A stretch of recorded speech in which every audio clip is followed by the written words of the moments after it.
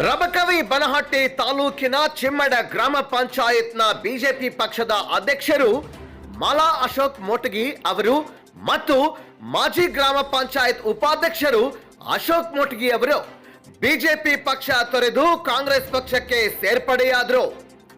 ತೇರ್ದಾಳ್ ಮತಕ್ಷೇತ್ರದ 2023ರ ಅಧಿಕೃತ ಅಭ್ಯರ್ಥಿ ಸಿದ್ದು ಕೊಣ್ಣೂರು, ತೇರ್ದಾಳ್ ಮುಖಂಡರು ಪ್ರವೀಣ್ ನಾಡಗೌಡ, ತೇರ್ದಾಳ್ ಕಾಂಗ್ರೆಸ್ ಬ್ಲಾಕ್ ಅಧ್ಯಕ್ಷರು ಲಕ್ಷ್ಮಣ್ ದೇಸಾರಟ್ಟಿ ಹಾಗೂ ಚಿಮ್ಮಡ ಗ್ರಾಮದ ಮುಖಂಡರು ರಾಜು ಬಗನಾಳ್, ಚಿಮ್ಮಡ ಗ್ರಾಮ ಪಂಚಾಯತ್ ಸದಸ್ಯರು ಮಾಲಿಂಗ್ ಮಾಯನವರ್, ಬಾಳು ಗಡಪನವರ್, ಚಿಮ್ಮಡ ಗ್ರಾಮದ ಕಾಂಗ್ರೆಸ್ ಘಟಕದ ಅಧ್ಯಕ್ಷರು ಉಮೇಶ್ ಪೂಜಾರಿ ಹಾಗೂ ಚಿಮ್ಮಡ ಗ್ರಾಮದ ಹಲವು ಮುಖಂಡರು ಹಾಗೂ ಮಹಲಿಂಗ್ಪುರದ ಕಾಂಗ್ರೆಸ್ ಮುಖಂಡರ ಸಮ್ಮುಖದಲ್ಲೇ ಸೇರ್ಪಡೆ ಕಾರ್ಯಕ್ರಮವು ಮಾಲಿಂಗ್ಪುರದ ಸಿದ್ದು ಕೊಣ್ಣೂರವರ ನಿವಾಸದಲ್ಲಿ ನಡೆಯಿತು. ಈ ಸಂದರ್ಭದಲ್ಲಿ ಸಿದ್ದು ಕೊಣ್ಣೂರು ಅವರು ಪಕ್ಷದ ಸಿದ್ಧಾಂತದ ಬಗ್ಗೆ ತಿಳಿ ಹೇಳಿದ್ರು. Bureau report, JB news, Malingpur. ಎಲ್ಲ ಹೀರೋಗಳದ ಅದಕ್ಕೆ ಅವರು ಒಬ್ರು ಹೀರೋ ನಮಗೆ ಅಶೋಕ್ ಮೋಟಿಗೆ ಏನೇ ಕೆಲಸ ಕಾರ್ಯಗಳಿರಲಿ ಅಶೋಕ್ ಮೋಟಿಗೆ ಅವ್ರಿಗೆ ನಾ ಹೇಳ್ತಾನು. ನಮ್ಮಲ್ಲಿ ಕಾಂಗ್ರೆಸ್ ಅವ್ರು ಸಣ್ಣವ್ರು ಬಂದ್ರು, ಉಮೇಶ್ನ ಕೇಳು, ಮಾಯನ್ ಅವ್ರನ್ನ ಕೇಳು, ಮುದ್ಕಾಪನ ಕೇಳು, ಇವ್ರನ್ನ ಕೇಳು, ಒಟ್ಟ ಅಂತಿಲ್ಲ. ಊರ್ಗಾರಿಕೆ ಕೆಲಸ ಬಂದಾಗ ಅಟ್ರೂ ಕೇಳಿ ಮಾಡ್ತಾನೆ.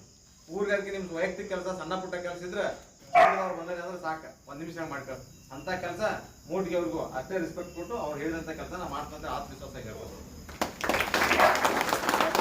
ನಮ್ಗೆ ಇನ್ನೊಂದು ಏನ್ ಗೊತ್ತಾಗತ್ತಪ್ಪ ಅಂತಂದ್ರೆ, ಈಗ ತಾಲೂಕು ಪಂಚಾಯತಿ ಜಿಲ್ಲಾ ಪಂಚಾಯತಿ ಬಂದು ನೀವು ಬಂದ್ರಿ, ನೀವು ಬರೋದ್ರಿಂದ ಜಿಲ್ಲಾ ಪಂಚಾಯತಿ ತಾಲೂಕು ಪಂಚಾಯತಿ ನಮಗ್ ಚಿಮ್ಮಡ ಸ್ವಲ್ಪ ಕಡಿಮೆ ಇತ್ತು.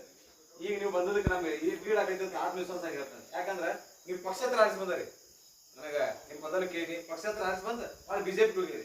ಒಂದ್ ದೊಡ್ಡ ನಮ್ ಶಕ್ತಿ ಬರ್ತದೆ ಕಾಂಗ್ರೆಸ್ ಪಕ್ಷಕ್ಕೆ. ನಿಮ್ ಶಕ್ತಿ ನಮಗ್ ತೋರಿಸ್ಬೇಕು, ನಮ್ ಜೊತೆ ನಮ್ಮ ಎಲ್ಲಾ ಲೀಡರ್ಸ್ ಜೊತೆ ನೀವು ಒಬ್ರು ನಮ್ಮ ಒಳ್ಳೆ ಲೀಡರ್ ಆಗಿ ನಮ್ಮಲ್ಲಿ ಕಾಂಗ್ರೆಸ್ದಾಗ 100ಕ್ಕೆ 100 ಹೊರಹೊಮ್ತೀರಿ.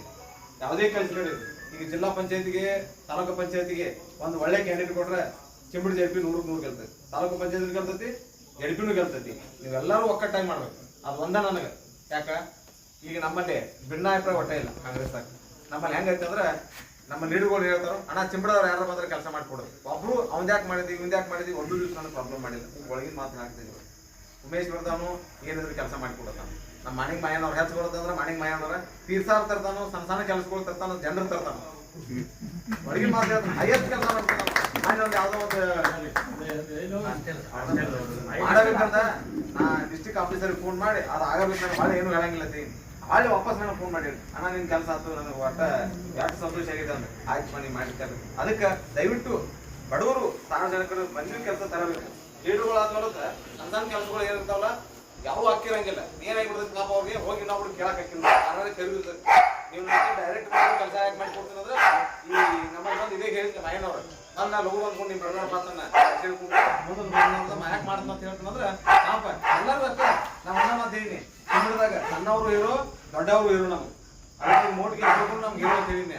ಅದಕ್ಕೆ ದಯವಿಟ್ಟು ನೀವು ಅವ್ನು ಕರ್ಕೊಂಡು ಒಕ್ಕಟ್ಟಾಗಿ ಭಿನ್ನಾಭಿಪ್ರಾಯ ಈಗಾಗಲೇ ಹೇಳಿದವು. ಬಿಜೆಪಿ ಇದ್ದಾಗ ನಾವೇನೋ ಗೆರೆ ಹೊಡೆದಿರ್ತೀವಿ, ಈಗ ಭಾಳ ನಿಮ್ಗೆ ಜೋಟಿಗೆ ಇರ್ತಾನೆ, ಬಿಜೆಪಿ ಅವ್ರು ಗೆರೆ ಹಿಡಿತಾನ, 100ಕ್ಕೆ 100 ಹೊಡಿತಾನ ನಾವು.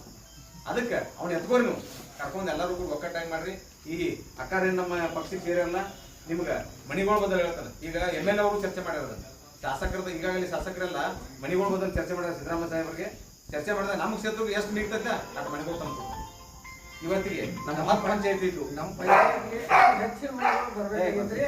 ಈಗ ಆಸೆ ನಮ್ದು ಇರೋದು ಅದೈತಿ. ನಾ ಈ ಜನರಿಗೆ ಆಶ್ವಾಸನೆ ಕೊಡ್ತಾನೆ, ಈಡೇರಿಸಬೇಕಾಗಿ. ಒಂದು ಇನ್ನೊಂದು ಮಾತು ಹೇಳ್ತಾನೆ, ನಾನು ಶಾಸಕ ಇಲ್ಲ, ಶಾಸಕರಿಗೆ ಅಲ್ಲಿ ಶಾಸಕದಾರಲ್ಲ ಅವ್ರ ಶಾಸಕರುಗಳಿಗೆ ಹೆಚ್ಚು ಕೊಡಾಕೈತೆ. ಶಾಸಕರಿಂದಲೇ ಅವ್ರ ಹೆಸರು ಬರ್ತೈತೆ ಅಂತೇಳಿ ಮನೆಗಳಿಗೆ ಉದ್ದು ಏನು ಕೊಡೋರು. ಆದ್ರೆ ನಾ ಏನ್ ಮಾಡ್ತೀನೋ, ಶಾಸಕರು ಇರ್ಲಿ ಸಕರ ಬಿಡ್ಲಿ, ನಮ್ಮ ಜನರಿಗೆ ಅನುಕೂಲ ಆಕೈತೆ ಅನ್ನೋ ಉದ್ದೇಶದಿಂದ ಮನೆ ಕೊಡೋದು ಹೇಳಿ. ನಮ್ಮ ಜನರಿಗೆ ಅನುಕೂಲ ಆಗ್ಬೇಕು.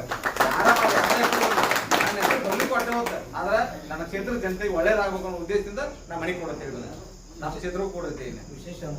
ವಿಶೇಷ ಅನುದಾನ ಒಳಗೆ ನಮ್ಮ ಮನೆ ಕೊಡ್ಕೊಡ್ತೀವಿ. ದಯವಿಟ್ಟು ನಿಮ್ಗೆ ಮಾಡಿಕೊಡಕ್ಕೆ ನಾ ಏನ್ ಯಾವತ್ತು